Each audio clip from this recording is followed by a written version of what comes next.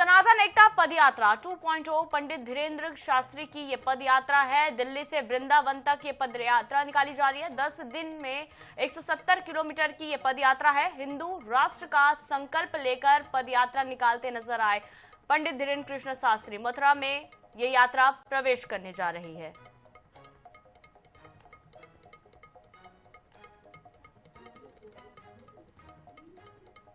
तो देखिए, सनातन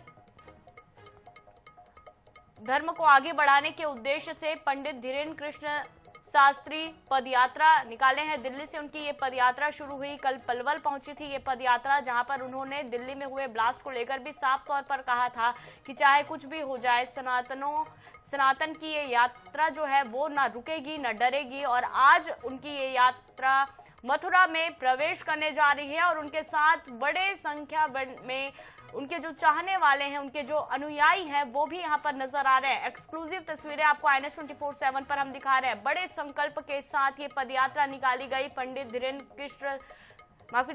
धीरेन्द्र कृष्ण शास्त्री की ओर से। तो दिल्ली से ये पदयात्रा निकाली गई। 10 दिन की ये पदयात्रा थी, जिसमें 170 किलोमीटर की पदयात्रा पंडित धीरेन्द्र कृष्ण शास्त्री ने पूरी कर ली है। और आज उनकी ये पदयात्रा मथुरा वृंदावन में प्रवेश करने जा रही है। कृष्ण की नगरी में आज ये पदयात्रा प्रवेश कर चुकी है। ब्रज भूमि के प्राचीन स्वरूप की वापसी, ब्रज के मंदिर सुरक्षित रहे, ये वो संकल्प है जिसे लेकर पंडित धीरेन्द्र कृष्ण शास्त्री इस पदयात्रा को लेकर चल रहे हैं। तो यमुना नदी को स्वच्छ बनाना है उनका एक संकल्प, और भारत देश को हिंदू राष्ट्र घोषित करना, ये भी उनका संकल्प है। तो बड़े बड़े उनके संकल्प हैं। ग्राफिक्स के जरिए भी हम आपको बताने की कोशिश कर रहे हैं कि किन संकल्पों को लेकर धीरेन्द्र कृष्ण शास्त्री ये पदयात्रा निकाले। और ब्रज भूमि को प्राचीन स्वरूप की वापसी, ब्रज के मंदिर को सुरक्षित रखना, ये बड़ा संकल्प है। तो मथुरा में प्रवेश करने जा रही है ये पदयात्रा। 10 दिनों की ये पदयात्रा थी। लगभग 170 किलोमीटर की यात्रा तय कर अब मथुरा में धीरेन्द्र कृष्ण शास्त्री की ये पदयात्रा प्रवेश करने वाली है।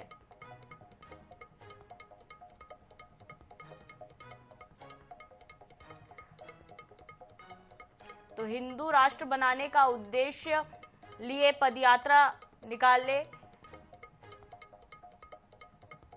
पंडित धीरेन्द्र कृष्ण शास्त्री। और अब उनकी जो यात्रा है, जो दिल्ली से जिसकी शुरुआत हुई थी, अब वो जाकर अपने अंतिम पड़ाव पर पहुंच चुकी है। मथुरा में प्रवेश करने जा रही है। तो देखिए, बता दें कि 7 नवंबर को दिल्ली के छतरपुर में कात्यायनी माता मंदिर से बाबा बागेश्वर धाम पीठाधीश्वर की ये पदयात्रा शुरू हुई थी। सनातन पदयात्रा में भक्तों की जबरदस्त भीड़ उमड़ रही है और आप तस्वीरों में भी सहज इस बात का अंदाजा लगा सकते हैं कि सनातन पदयात्रा में लोग कितने ज्यादा बढ़ चढ़कर यहाँ पर हिस्सा ले रहे हैं। तो यात्रा आज मथुरा में प्रवेश कर रही है, जहां पुष्प वर्षा के साथ सभी यात्रियों का स्वागत किया जाएगा। तो ब्रजधाम में आज ये सनातन पदयात्रा प्रवेश करने जा रही है। यात्रा के मद्देनजर सुरक्षा के भी पुख्ता इंतजाम कर दिए गए हैं, जो कि बेहद जरूरी भी था, क्योंकि आप देखिए कितनी बड़ी संख्या में यहाँ पर सनातन प्रेमी और जो अनुयायी हैं पंडित धीरेन्द्र कृष्ण शास्त्री के, वो यहाँ पर पहुंचे हैं। पुलिस बल भी मौके पर है ताकि सुरक्षा व्यवस्था को ध्यान में रखा जा सके, आवागमन बाधित ना हो, इसके लिए पल पल यहाँ पर पुलिस चप्पे चप्पे पर खड़ी हुई है। ट्रैफिक जाम की स्थिति से बचने के लिए रूट डाइवर्जन प्लान भी जारी कर दिया गया है। तो बता दें कि 16 नवंबर को ये पदयात्रा वृंदावन के बांके बिहारी मंदिर पहुंचेगी और वहीं इसका समापन होगा। तो आज ब्रज भूमि में ये यात्रा जो है वो प्रवेश करने जा रही है।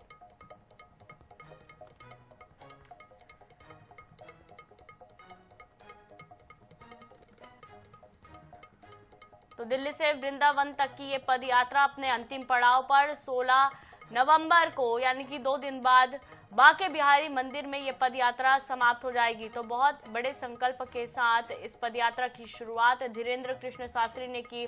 भारत को हिंदू राष्ट्र बनाने का संकल्प है, यमुना नदी को स्वच्छ रखना है और वृंदावन के सभी मंदिरों को सुरक्षित रखना है। ये तमाम बड़े संकल्प को लेकर ये पदयात्रा जो है वो शुरू की गई थी। दिल्ली से शुरू हुई ये पदयात्रा अब अपने समापन की ओर है और बड़ी संख्या में यहाँ पर हुजूम उमड़ पड़ा है लोगों का।